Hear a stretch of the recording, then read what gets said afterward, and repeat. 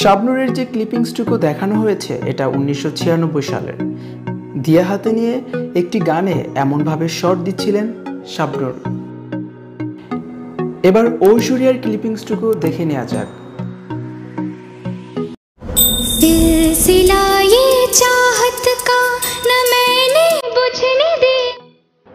2002 সালে দিয়া হাতে নিয়ে ঠিক একই রকম একটি পোজ করলেন ঐশ্বরিয়া।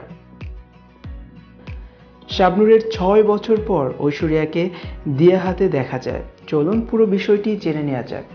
অসাধারণ, ইউনিক আর ইন্টারেস্টিং সব ভিডিও পেতে এখনই সাবস্ক্রাইব করে ফেলুন সিনেফেভার বাংলা। বাংলা চলচ্চিত্রের অন্যতম মিউজিক্যাল বাম্পার হিট সিনেমা তোমাকে চাই। এই সিনেমার প্রতিটি গানই ছিল জনপ্রিয়, যা এখনও সমানতালে জনপ্রিয়।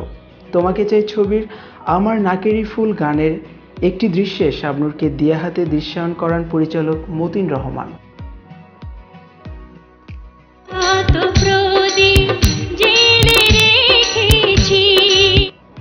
96 সালের কথা। এই গানে শাবনূরকে তিনি প্রেজেন্ট করেন চিরচেনা বাঙালি নারীর সবটুকু সৌন্দর্য দিয়ে। শাবনূর স্ক্রিনে নিজেকে পোর্ট্রে করেন তার সেরাটা দিয়ে। জমকালো সাজসজ্জা আর শাবনূরের অসাধারণ নৃত্য।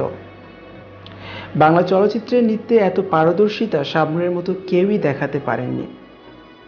নাচে শাবনূর ঈর্ষণীয় প্রতিভার অধিকারী। দিয়া হাতে শাবনূরের এই অংশটুকু এত চমৎকারভাবে পরিচালক ফুটিয়ে তুলেছেন, যা ছিল অনবদ্য। 2002 সালে বলিউডের জনপ্রিয় সিনেমা দেবদাসে দিয়া হাতে সিলসিলা এ চাহাত কি গানে দেখা যায় সাবেক বিশ্বসুন্দরী ঐশ্বরিয়াকে। সঞ্জয় লীলা বানসালি দেবদাস সিনেমায় ঐশ্বরিয়াকে দিয়ে দিয়া হাতে এমনই একটি শট করিয়েছিলেন।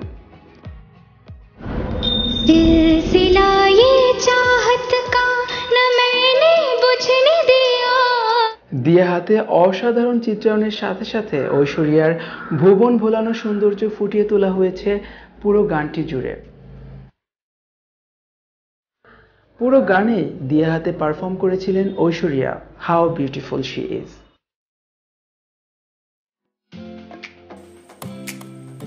ঐশ্বরিয়া তার করা এই পার্বতী চরিত্রের মাধ্যমে বলিউডে চিরকাল বেঁচে থাকবেন।